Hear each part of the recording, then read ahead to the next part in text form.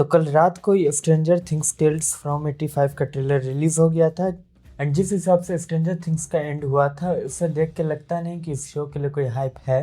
खैर मैं तो ये शो देखने के लिए एक्साइटेड हूँ कि ये क्या नया करते हैं। तो ये शो 1985 के विंटर में सेट है। सीजन 2 और सीजन 3 के बीच ये टेक प्लेस कर रहा है। सीजन 2 के एंड में हमने देखा था कि 11 गेट क्लोज कर देती है, माइंड फ्लेयर विल के बॉडी से निकल जाता है और सबको लगता है कि शायद अब सब नॉर्मल हो गया है। और फिर सीजन 3 डायरेक्टली समर से स्टार्ट होता है। अब इन दोनों सीजन्स के बीच का जो टाइम था वो कभी प्रॉपरली दिखाया नहीं गया। ये शो वही गैप फिल करने के लिए बना है।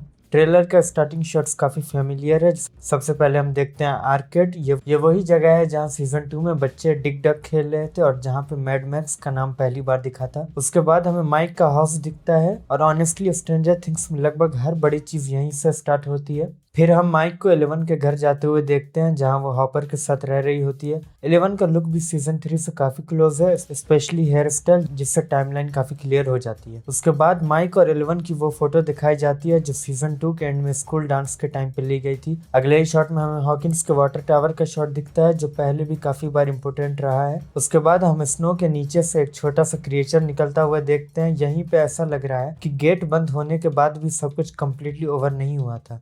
अगले ही सीन में हमें एक बंदा हैजमट सूट पहने हुए दिखता है। उसके हाथ में फ्लेम थ्रोअर भी है, बिल्कुल सीजन 1 के हॉकिंस लैब जिसमें वो यही सेम सूट पहन के अपसाइड डाउन में जाते थे। अब यहाँ वो किसी क्रिएचर से फाइट करता हुआ दिखता है जो ये हिंट देता है कि लैब के बंद होने के बाद भी कुछ चीजें कंट्रोल में नहीं आई होंगी। फिर हमें एक क्रिएचर दिखाया जाता है जो थोड़ा कंफ्यूजिंग है। फेस डेमोगॉर्गन जैसा है लेकिन साइज छोटा है और ये डेमोडॉग भी नहीं लगता क्योंकि डेमोडॉग्स का फेस इतना वाइड नहीं होता था। तो ये लगता है कि ये कोई नया क्रिएचर है जो पहले कभी इंट्रोड्यूस नहीं हुआ था। फिर कुछ सीन्स के बाद हमें पंपकिन पैच के शॉट्स भी दिखते हैं। ये वही पंपकिन पैच है जो सीजन 2 के अर्ली एपिसोड्स में हमें दिखा था जहाँ पंपकिन्स ओवरनाइट खराब हो रहे थे।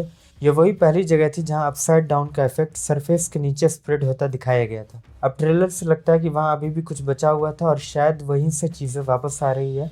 एक इंटरेस्टिंग डिटेल ये भी है कि एक नया बच्चा है जो सारे बच्चों के साथ दिख रहा है।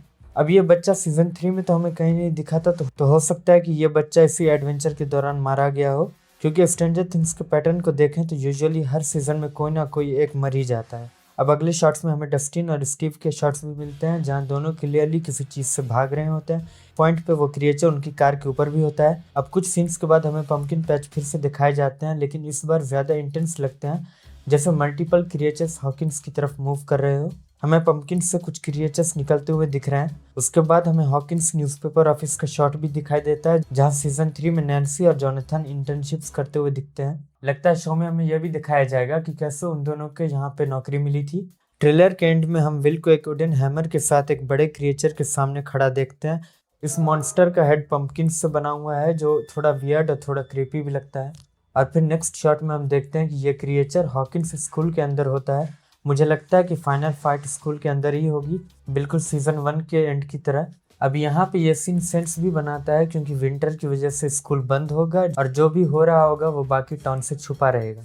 ओवरऑल ये शो मुझे ज़्यादा हाई स्टेक्स या सुपर डार्क नहीं लग रहा है। ज़्यादा फोकस रिलेशनशिप्स पर लगता है, जैसे मैक्स और ल्यूकस का रिलेशनशिप, माइक और 11 का फेस, 11 का नॉर्मल लोगों के बीच एडजस्ट करना और नैन्सी जोनाथन का करियर साइड। हॉरर जितना दिख रहा है उतना बैकग्राउंड में ही है लेकिन सेंटर में कैरेक्टर्स ही हैं। अगर शो ट्रेलर के टोन को फॉलो करता है तो ये एक simple character driven stranger things की स्टोरी हो सकती है जो ज़्यादा नॉइस क्रिएट करने के बजाय क्वाइटली अपनी जगह बना ले। अब मुझे तो ये ट्रेलर देख के काफ़ी एक्साइटमेंट फील हुआ। अब जब ये शो आएगा तो इसका एपिसोड वाइज ब्रेकडाउन आप मेरे चैनल पे देख लेंगे। बाकी अगर आपने ये ट्रेलर देख लिया है तो आपके ओपिनियंस हमें कमेंट्स में ज़रूर बताना और द फ्रेम गाय को देखते रहना।